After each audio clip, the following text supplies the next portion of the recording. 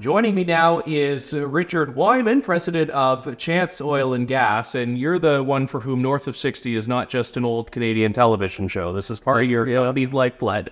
It is. It's we might be the only company still trying to be active north of the 60th parallel.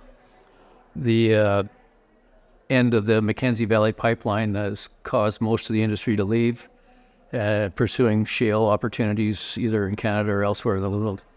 Why are you still up there then? Why have you not had that same, reduction in optimism, I guess, that so many of your counterparts have? Well, the primary reason is it's our only asset. We started this business in the fall of 1994, purchasing the 3 significant discovery licenses representing the only discoveries in the northern Yukon from a period of early exploration that began in 1955 and probably terminated around 1973. And so we had it in our plan as being a small company wanting to have a large position with some resources in a region that would be viewed for the long distant future as being energy dependent. And so as a little company back in the mid-90s, it was a pretty competitive industry down here. And so we wanted to go somewhere that didn't have a lot of traffic in the sandbox. And I did a thesis in my MBA on stranded resources for local markets. And so that kind of got me into it. But it's taken a long time. And in the period that since we began, there's been devolution from being a federal jurisdiction to a territorial jurisdiction. And then modern land claims have led to some implementation of legislation and practices that didn't exist when we first got involved. So we're living in a landscape that has had its own economic ups and downs, and because we were trying to be married to a local economy, it did have a big bearing on our pace of activity. And we've also had some challenges getting sufficient capitalization to proceed.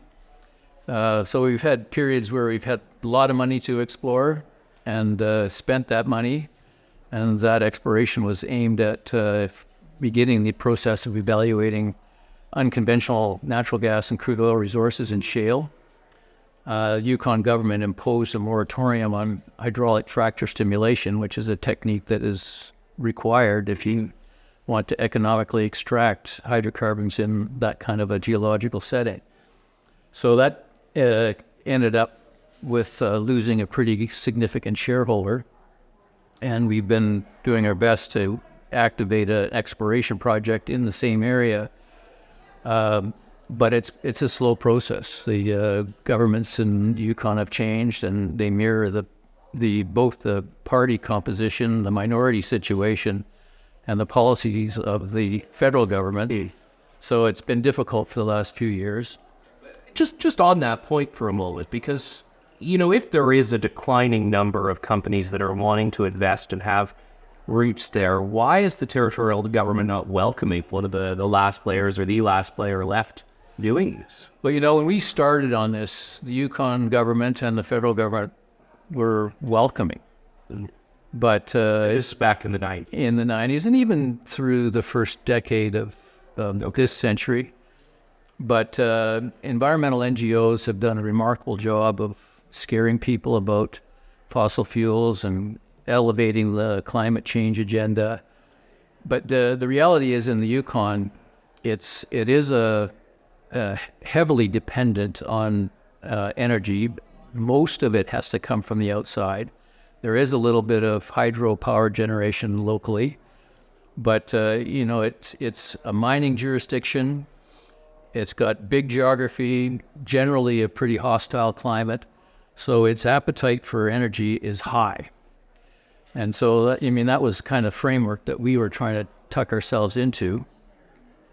And the main non-government aspect of the local economy is wrapped around tourism to some extent, but mostly mining. And that's a energy-intensive industry at the best of times, especially when you're in an area where it's cold most of the time.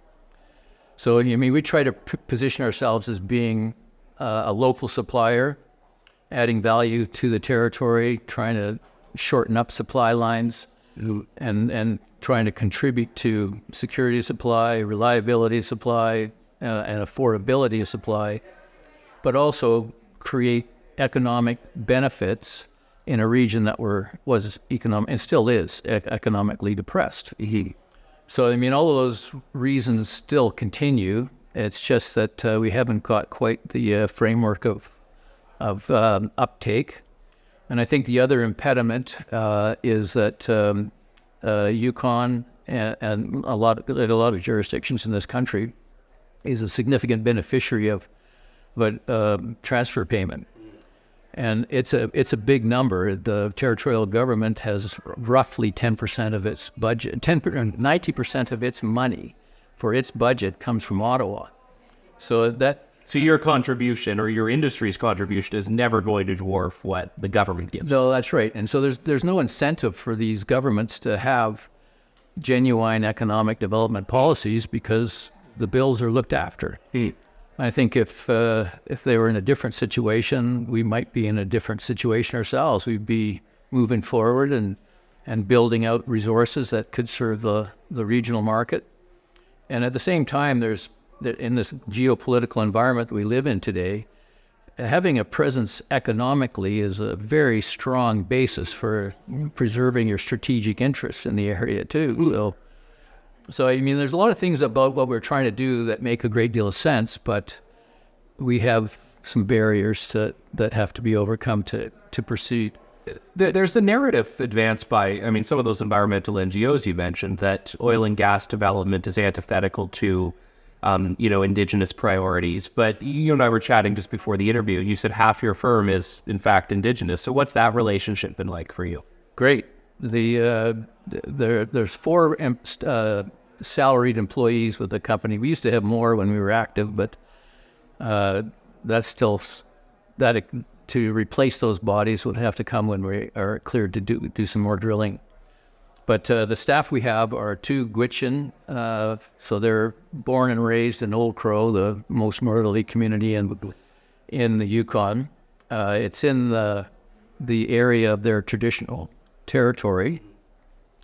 And they're both smart people. One of them is university educated. The other one has been involved in the implementation of their land claim that was settled in 1993.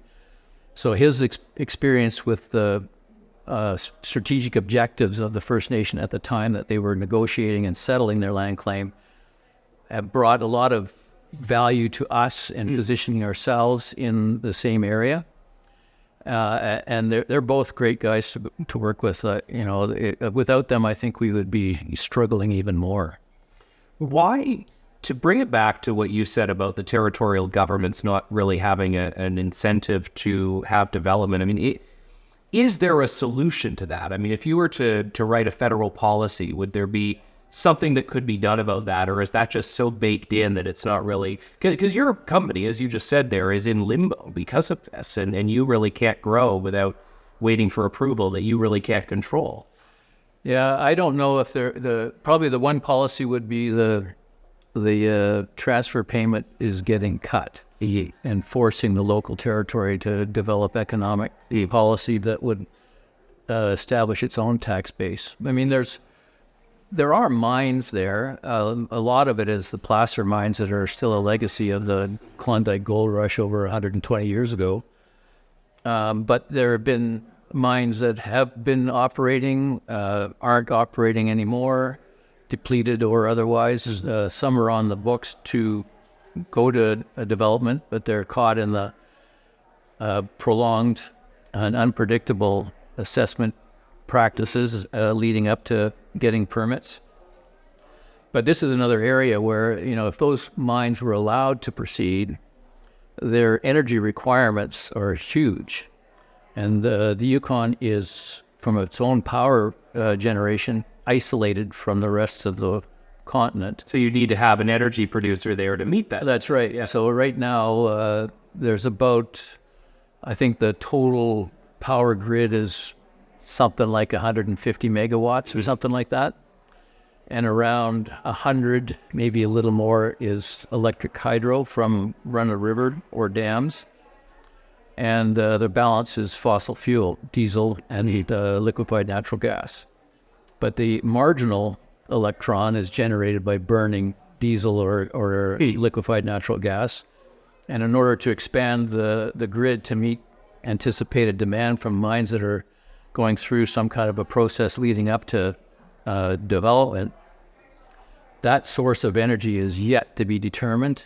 And I don't think any of it is large enough to justify these modular nuclear. So it's going to have to be something like me showing up with some natural gas or a crude oil, or it's going to have to be trucked from Edmonton or barged up from a refinery on the Pacific Northwest through Skagway. And all of which bring about more emissions than having production. I mean, it's all domestic, but having, on site or in territory. That's right. I mean, there is a benefit to having local energy supply from reducing collective emissions. It may not do much for the inside the ring fence of the Yukon Territory, but from the point of view of the 8,000 or 9,000 kilometers of supply line that from wellhead through refining and distribution back to the burner tip in the Yukon, that's a long, long supply line.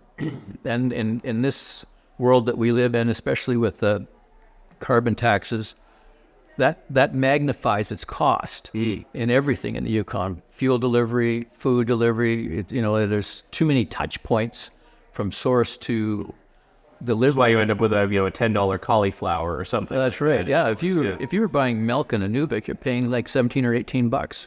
Wow. For a 4-liter jug. And there's a good chance that its shelf life in your fridge isn't going to last very long because it's been on the road for 10 days. Yeah, so that kind of stuff is a common theme. So, I'd like to think that, we bring a good idea. I mean, it's exploration still, so that the resource mass is yet to be defined that would allow you to flick the light switch on. But you got to start somewhere. And it's the bleeding edge of the industry is the exploration side of it. But if it does work, it could have a profoundly positive impact on the Yukon itself, both from a government revenue point of view, but also on the local First Nation communities that are sharing traditional territory or bordering on each other in the northern Yukon. There's nothing much going on otherwise. Wow, wonderful. I hope you'll be able to have some certainty. I mean, how long is this process for you of getting that approval that you need? Well, COVID kind of threw a bit of a monkey wrench in the timing. But so we started this process of engagement with the First Nations on a multi-year exploration project in 2017. And we've been working on it ever since. And there was a hiatus with COVID. As you might imagine, in the north where medical facilities are a bit limited, keeping the virus out was a preferred objective. And the First Nations themselves have a long memory of epidemics wiping out their populations from a history of Europeans traversing their territory over the last few centuries. So the nervous system was high. And so we had to take a bit of a breather through that. But in the last year or so, I think the pace has picked up. And so we're moving forward. But still, it's going to take probably 2 to 3 more years before we clear the impact assessments and regulatory approval process. Richard Wyman, Chance Oil and Gas, thank you very much. Thank you, Andrew. Thanks for listening to The Andrew Lawton Show.